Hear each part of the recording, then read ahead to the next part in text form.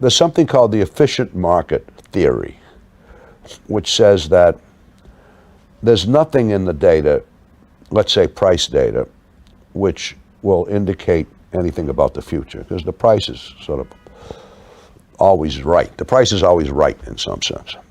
But that's just not true. So there are anomalies in the data, even in the price history data. For one thing,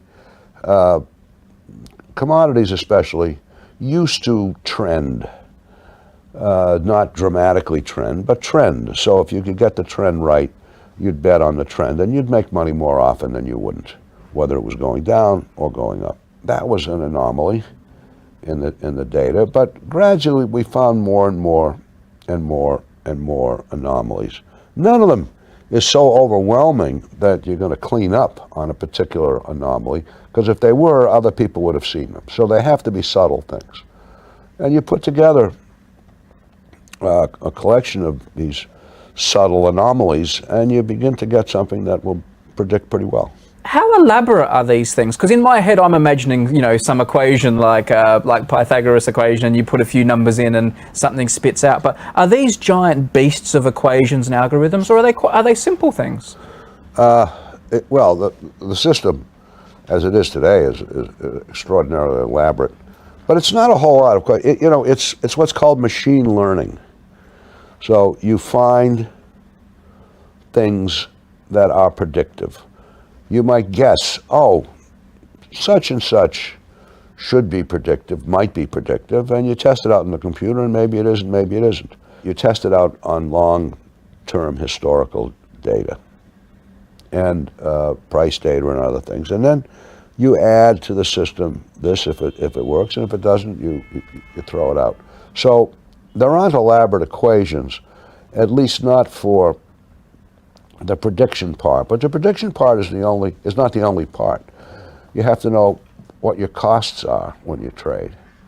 You're going to move the market when you trade. Now, the average person will buy 200 shares of something, and he's not going to move the market at all because it's too small. But if you want to buy 200,000 shares, you're going to push the price. How much are you going to push the price? How are you going to are you going to push it so far that you can't make any money because you've distorted things so much? So you have to understand costs, and that's something that's important. And then you have to understand how to minimize the volatility of the whole assembly of positions that you have, and be.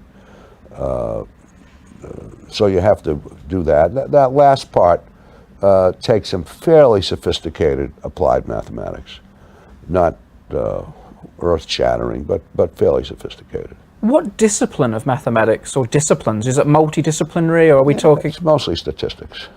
It's mostly statistics, and some probability theory, but I can't get into what things we do use and what things we don't use. We reach for different things that might be effective. So we're very universal. We don't have any, but it's a big computer model. For one thing, there is a capacity to the major model.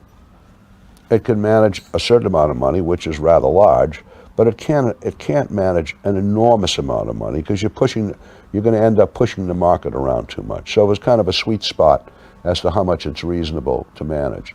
Therefore, it would never grow into some behemoth which would, take everybody out, and you'd be the only player. I mean, well, of course, if you were the only player, there'd be no one to play against. There are limitations, at least the way we see it. But we keep improving it. We have about 100 PhDs working for the firm. That's what I mean. How did you get to that point? Did you start to think, we need this, we need that? We just hired smart people. My algorithm has always been, you get smart people together,